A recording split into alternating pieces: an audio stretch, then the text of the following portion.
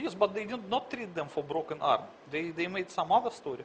They say, for example, let's say that someone gets blood cancer, and it apparently caused by the damage caused by radiation to bone marrow.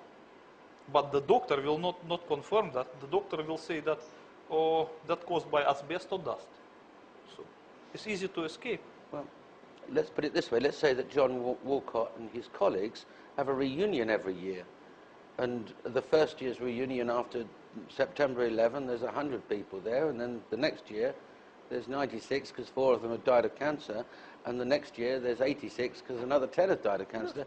Yes. The story would start to come out somehow. Yes, yes, yes.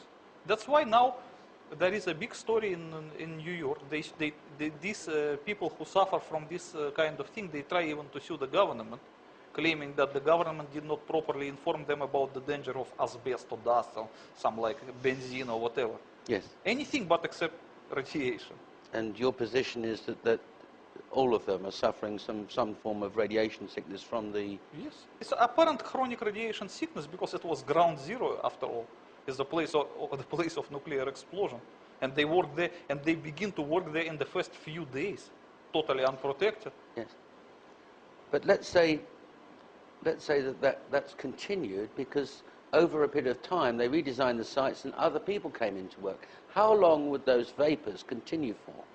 I know the fires underneath continued for 3-4 months, as you said they would. There were no actually fires underneath. There was not fires. They were just extremely hot material. Molten steel?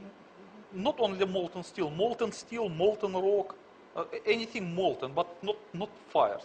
Okay, okay. But because it was extremely hot, it was presented to public as underground fires. But there were no. Okay.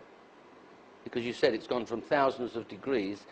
There's nothing to cool it down quickly, so it lasts a long time, and the burning steel. But how long would the vapors last? How long? The vapors would, as long as it is hot, it will just release some vapors. Okay. So anyone working there, even a year later, would still get some form of... Probably not a year. I believe that in 5 or 6 months, they managed to cope with it because they put some effort to curb the radiation. They sealed? No, first they use some special chemicals mixed into the waters of firefighters. Yes. And they use the firefighters to pour these waters into the cavities. So it minimized the exposure, but not much, I believe. But at least it cooled down a little bit, the matter. So if in natural conditions, if left on its own, it would cool down in maybe 1 year, because they were trying hard to cool it artificially. Maybe they succeeded in half a year. These vapors wouldn't just affect ground zero workers and police and fire department officials. Would it not also affect Manhattan residents? Of course they would affect Manhattan residents. Okay. But as far as I know, that Manhattan residents from the dangerous area, they were evacuated and not allowed to come back for another 6 months.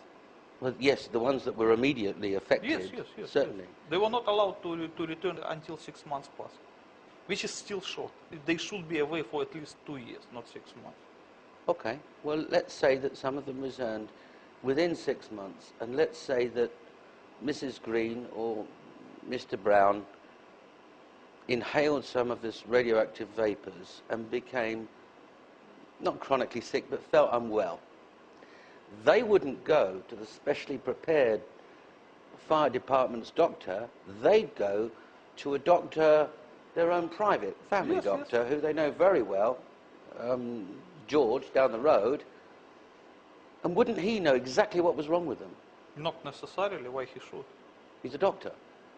They've got radiation sickness. The doctor is not necessarily a specialist in nuclear explosion and these kind of things. He's just a doctor. Okay. Well, if that what doctor saw is the symptoms. He doesn't see the cause. Okay. Well, if that doctor has half a dozen people from Vestey Street, which is just off, and they've come into him with the same symptoms, wouldn't it occur to him, wouldn't one suppose, to say, just hold the phone here, there's something wrong? I don't think so, because the doctors, they also read newspapers and also they have some internal instructions. So let's say that certain doctors receive some circular which says that all people who live around ground zero were affected by asbestos dust. So the doctor should believe that. It's Oh. easy to cheat people, including doctors. Yes. Yes. All right. Well, let's talk about more about the medical impact of the radiation, the radiation, the vapors coming from the ground. They were seen from space, and in fact identified. You're talking about? I'm talking about the Yeah, shots yeah. from oversaw Yes. that saw these vapors for some time. And you observe in your book that they're not black smoke. No, They're because white. it's not smoke, it's a vapor. Right. It's white. You also observe hotspots in precisely the three places where you say nuclear devices were activated. One under You mean WT7. this? Yes, we have it.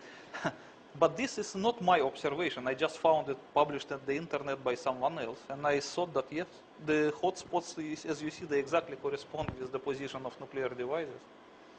And in fact, they record temperatures way exceeding the temperatures created by burning kerosene Yeah. weeks afterwards. Yes. And your position is that there's no other explanation for those hotspots being where they are. You cannot create such a high temperature, 100 meters below the ground, that could sustain itself for a few months, unless you use a thermonuclear explosion of over 100 kiloton. What else it could be? Where you can get such a big energy to sustain these temperatures for such a long time? In fact, I'm glad you mentioned that, because I have here the 9/11 Ground Zero Energy Report. And this was recently published, but it does actually reach the conclusion, interestingly, the same as you. And I'll quote from it. The huge vertical particle plumes briefly left behind where the towers had stood moments earlier offer mute testimony to the fact that solid floors did not sequentially pancake downwards. That would have taken significantly longer, been far less destructive, and appeared far different from what was observed. Clearly, this hypothesis that a sequenced vertical array of directional low-yield thermonuclear devices was used to annihilate the World Trade Center skyscrapers top to bottom, forgive me. It's not an easy thing to prove. It should be easy to disprove if it's significantly off base. Yet it remains standing as the basis for the only explanation to account for all the most phenomenal ground zero evidence. So here we have some physicists agreeing with you. Yes. And we have a groundswell of sites coming up saying 9/11 truth, loose change, other experts, doctors of physics coming forward and saying there's something wrong here. And each of those is heading towards the conclusion that you draw in your book. That must give you some comfort.